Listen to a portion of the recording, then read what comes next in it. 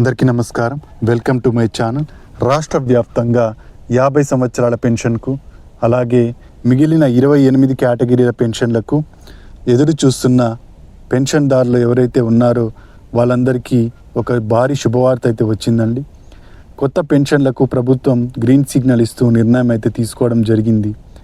అయితే ఈ పెన్షన్లు రావాలంటే ఏ డాక్యుమెంట్స్ ఉండాలి, ఎప్పుడు అప్లై చేసుకోవాలి, ఎలా అప్లై చేసుకోవాలి, ఎక్కడ అప్లై చేసుకోవాలి, ఇలాంటి పూర్తి వివరాలను మనం ఈ వీడియోలో అయితే చూద్దామండి. అంతేకాకుండా ప్రభుత్వం ఒక రకం పెన్షన్లను ప్రతి నెల విడుదల చేస్తోంది. ఆ పెన్షన్లు ఏవి, దానికి మీరు ఎలిజిబుల్లా కాదా, ఇలాంటి పూర్తి వివరాలను మనం చూసేద్దాము. మీరు ఇంతవరకు నా ఛానల్ను సబ్స్క్రైబ్ చేసుకున్నట్టయితే దయచేసి సబ్స్క్రైబ్ బటన్ పైన క్లిక్ చేసి గంట సింబల్ పైన ప్రెస్ చేసి ఆల్ పైన క్లిక్ చేయండి. దీనివల్ల నేను చేస్తున్న ప్రతి వీడియో యొక్క నోటిఫికేషన్ మీకు అందుతుంది.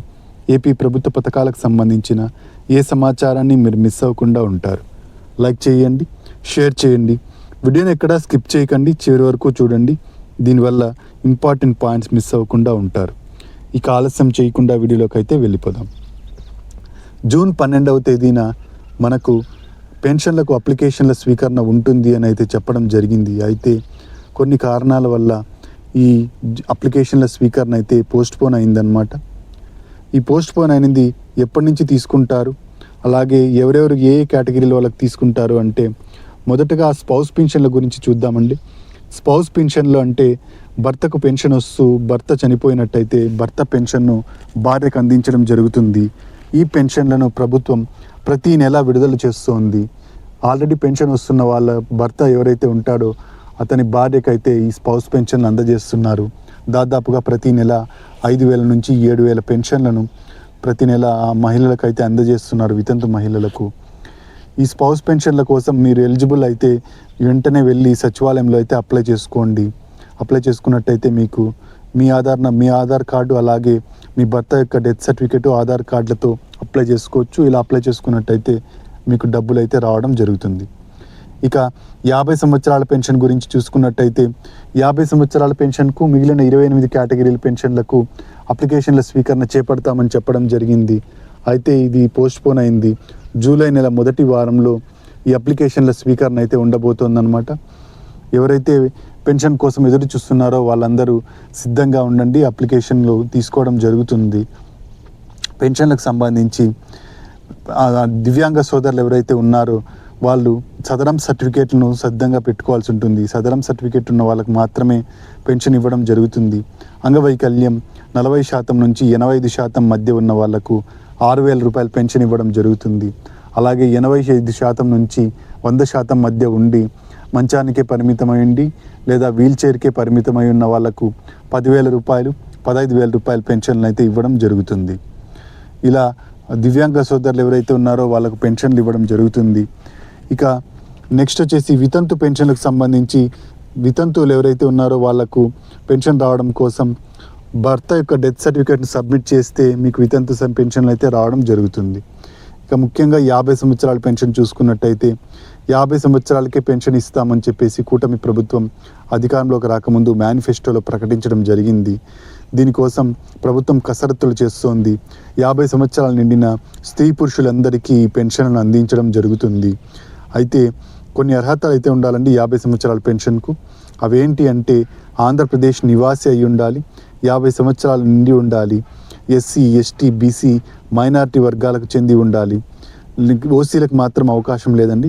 తెల్ల రేషన్ కార్డు ఏదైతే స్మార్ట్ రేషన్ కార్డు ప్రభుత్వం ఇచ్చిందో ఆ స్మార్ట్ రేషన్ కార్డు కలిగి ఉండాలి. దాని జిరాక్స్ కాపీని కూడా సబ్మిట్ చేయాల్సి ఉంటుంది. ఇలా అర్హతలన్నీ ఉన్నట్టయితే 50 సంవత్సరాల పెన్షన్కు మీరు అప్లై చేసుకోవచ్చు. 50 సంవత్సరాల పెన్షన్ కేవలం ఇంట్లో ఒకరికి మాత్రమే ఇవ్వడం జరుగుతుంది. ఇంట్లో ఇద్దరు ఉంటే ఇద్దరికి ఇవ్వడం జరగదు, కేవలం ఒకరికి మాత్రమే ఇస్తారండి. ఇక కావాల్సిన డాక్యుమెంట్స్ ఏంటో చూద్దాము. ఆధార్ కార్డు జిరాక్స్ కాపీ ఉండాలి, తెల్ల రేషన్ కార్డు జిరాక్స్ కాపీ ఉండాలి, క్యాస్ట్ సర్టిఫికేటు ఇన్కమ్ సర్టిఫికేట్ ఉండాలి, ఆధార్ అప్డేట్ హిస్టరీ ఉండాలి. ఇవన్నీ ఉన్నట్టయితే మీరు 50 సంవత్సరాల పెన్షన్కు అప్లై అయితే చేసుకోవచ్చు. అంతేకాకుండా 6 నెలల కరెంటు బిల్లు యొక్క సరాసరిని అయితే ఇవ్వాల్సి ఉంటుందన్నమాట. ఈ సరాసరి ద్వారా 6 స్టెప్ వెరిఫికేషన్ వ్యాలిడేషన్లో ప్రభుత్వం మీకు కరెంటు బిల్లు తక్కువగా వస్తుందంటే 300 యూనిట్ల కన్నా తక్కువగానే వస్తుందని కన్ఫర్మ్ చేసుకుంటేనే మీకు పెన్షన్ రావడం జరుగుతుంది. కాబట్టి వీటితో పాటుగా కరెంటు బిల్లు యావరేజ్ 6 నెలల సరాసరి ఏదైతే ఉందో దానికి సంబంధించిన డాక్యుమెంటు కరెంటు ఆఫీస్లో ఇస్తారండి. ఆ డాక్యుమెంట్ని కూడా సబ్మిట్ చేయాల్సి ఉంటుంది. ఇక చేతి వృత్తుల వారికి సంబంధించిన డాక్యుమెంట్స్ ఏవైతే ఉంటాయో అవి వాళ్ళ ఐడెంటిటీ కార్డును సబ్మిట్ చేయాల్సి ఉంటుంది. వీటితో పాటు ఇంతకుముందు నేను చెప్పిన డాక్యుమెంట్స్ని కూడా సబ్మిట్ చేయాల్సి ఉంటుంది. ఇక ఎవరైతే ఒంటరి మహిళలు ఉన్నారో ఈ ఒంటరి మహిళలకు వాళ్ళ భర్తతో విడిపోయినట్టుగా డైవర్స్ సర్టిఫికేట్ని సబ్మిట్ చేయాల్సి ఉంటుంది. వాళ్ళకు డైవర్స్ సర్టిఫికేట్ సబ్మిట్ చేస్తే మాత్రమే ఇప్పుడు పెన్షన్లకు అనుమతి అయితే ఇవ్వడం జరుగుతుంది. ఇలా డాక్యుమెంట్స్ అన్నిటిని సబ్మిట్ చేసినట్టయితే మీకు 6 స్టెప్ వెరిఫికేషన్లో అన్నిటినీ చెక్ చేయడం జరుగుతుందండి. 6 స్టెప్ వెరిఫికేషన్లో మీకు అన్ని సబబుగా ఉన్నట్టయితే ఆగస్టు నెల 1వ తేదీ నుంచి మీకు పెన్షన్ రావడం జరుగుతుంది. పెన్షన్ కోసం మీరు ఎక్కడికి వెళ్ళాల్సిన అవసరం లేదు. సచివాలయ ఉద్యోగులే మీ ఇంటి దగ్గరకు వచ్చి పెన్షన్ అయితే అందించడం జరుగుతుంది. ఇక 6 స్టెప్ వెరిఫికేషన్లో ఏవి చెక్ చేస్తారో ఒకసారి చూద్దామండి. 6 స్టెప్ వెరిఫికేషన్లో ముఖ్యంగా ఆదాయం చెక్ చేయడం జరుగుతుంది. ఆదాయం వచ్చేసి గ్రామీణ ప్రాంతాల్లో 10,000 రూపాయల కన్నా తక్కువ ఉండాలి. పట్టణ ప్రాంతాల్లో 12,000 రూపాయల కన్నా తక్కువ ఉండాలి. అంతకన్నా ఎక్కువైతే ఉండకూడదు. ఇక కరెంటు బిల్లు వచ్చేసి 300 యూనిట్ల కన్నా తక్కువే ఉండాలి. అంటే 12 నెలల సరాసరి తీసుకోవడం జరుగుతుంది. ఇలా సరాసరి తీసుకున్నప్పుడు 300 యూనిట్ల కన్నా ప్రతి నెల తక్కువగా వస్తేనే మీకు ఈ పెన్షన్ అనేది రావడం జరుగుతుంది. ఇక ఇంటి అవసరాలకి కారు ఉన్నట్టయితే పెన్షన్ రాదండి.